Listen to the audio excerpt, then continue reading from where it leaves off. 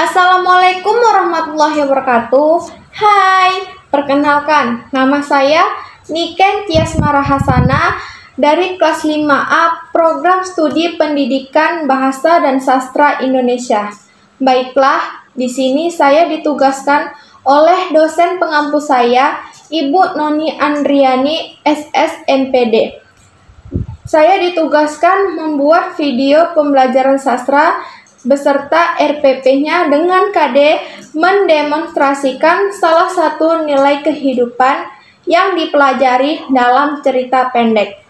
Cek video tersebut ya. Assalamualaikum warahmatullahi wabarakatuh. Waalaikumsalam warahmatullahi wabarakatuh, Ibu. Dan selamat pagi semuanya anak-anak. Selamat pagi, Bu. Apakah semua sudah siap belajar dengan Ibu hari ini? Sudah, Bu. Kalau sudah, sebelum kita mulai pembelajaran hari ini, alangkah baiknya kita berdoa terlebih dahulu ya. Baiklah, Ibu akan memimpin doa hari ini. Sebelum kita mulai pelajaran hari ini, mari kita berdoa menurut agama dan kepercayaan kita masing-masing. Doa dimulai. Doa selesai. Baiklah, sebelum Ibu menjelaskan materi, tolong diperhatikan ke depan ya. Dan untuk presensi, Ibu akan mengabsen kalian di akhir pembelajaran. Anak-anak, minggu lalu kita sudah membahas mengenai pengertian cerita pendek. Apakah kalian masih ingat apa itu cerita pendek? Masih, Bu. Baik, jika kalian masih ingat, pasti kalian bisa menjawab dong pertanyaan dari Ibu. Adakah yang tahu pengertian dari cerita pendek? Bu. Saya tahu jawabannya, Bu. Iya, Yuli.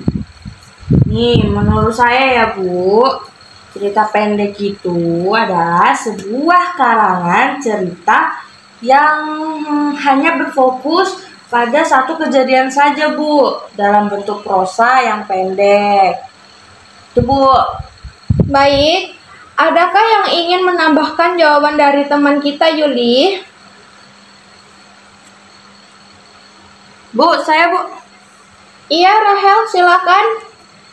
Nih ya, Bu, tambahan dari saya adalah suatu karya sastra berupa tulisan yang dibuat secara singkat dalam bentuk suatu kejadian beserta konflik dan juga akhir dari konflik tersebut. Jawaban dari Yuli dan Rahel sudah benar, bahwa cerita pendek merupakan suatu karya sastra jenis prosa yang isi ceritanya bukan kejadian nyata dan hanya dibuat-buat. Biasanya, jumlah kata di dalam cerpen tidak lebih dari 10.000 kata dan menggunakan bahasa yang naratif.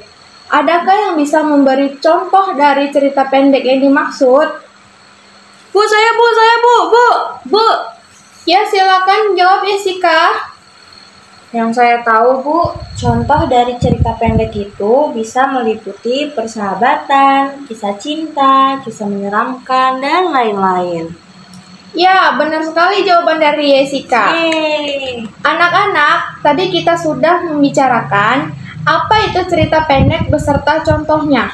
Pertemuan kali ini akan membahas tentang mendemonstrasikan salah satu nilai kehidupan yang dipelajari dalam cerita pendek. Apakah ada yang ingin ditanyakan terkait mengenai materi kita sekarang? Tidak, Bu. Baiklah, kita akan masuk ke dalam materi kita sekarang mengenai analisis isi dari cerita pendek yang berjudul Persahabatan. Analisisnya merupakan perhatikan dari unsur intrinsik dan ekstrinsik. Seperti contoh pada cerita pendek yang berjudul Persahabatan, yang di dalamnya terdapat nilai pesan mengenai arti dari persahabatan.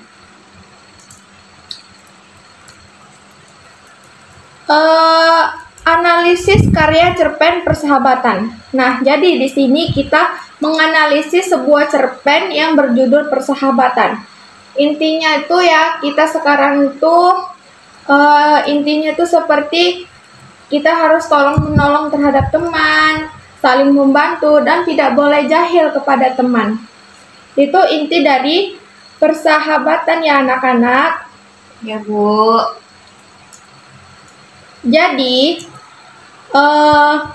sekarang kita masuk ke dalam contoh menganalisis suatu cerita pendek ditinjau dari unsur intrinsik dan ekstrinsik suatu cerpen tersebut.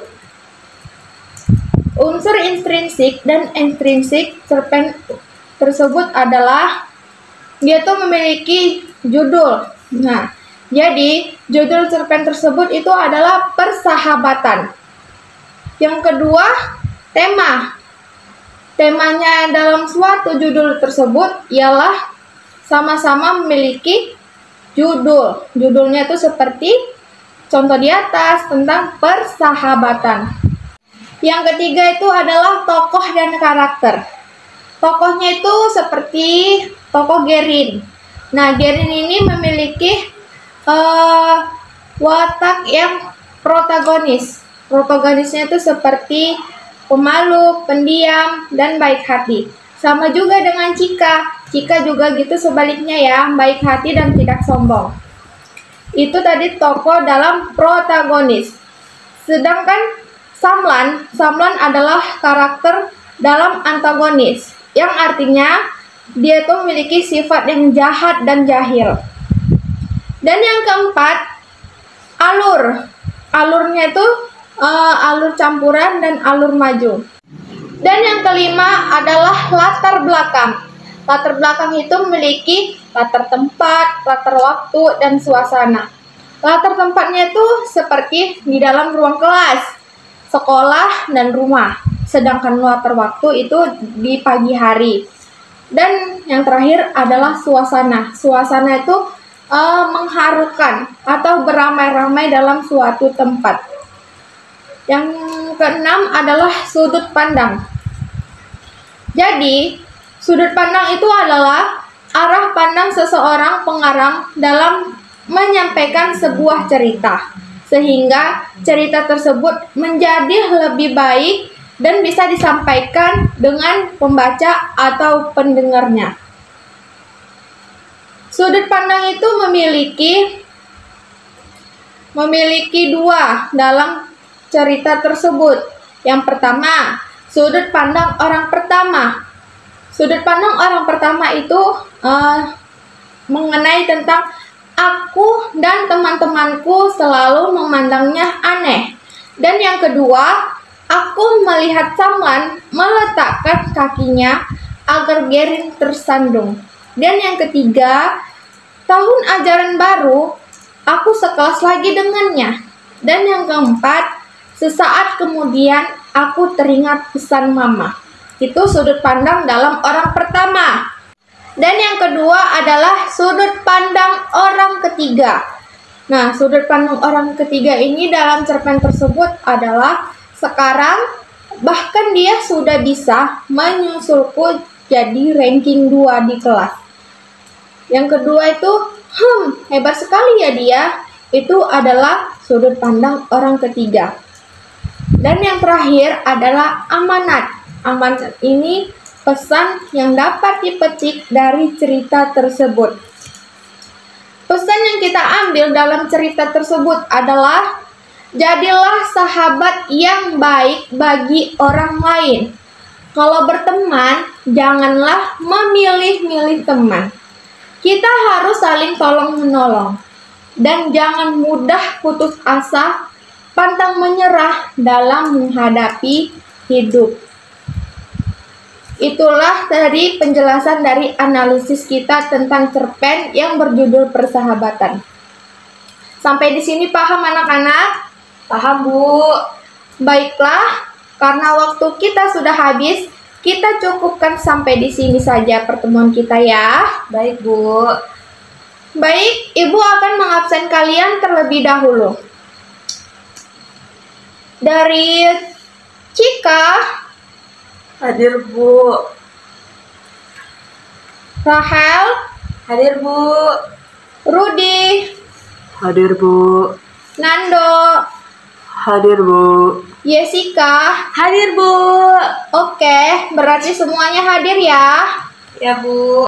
Sebelum kita tutup, kita ucapkan Alhamdulillahirabbil alamin. Sebelumnya, Ibu ucapkan terima kasih anak-anak. Terima kasih kembali, Bu. Wassalamualaikum warahmatullahi wabarakatuh. Waalaikumsalam warahmatullahi wabarakatuh.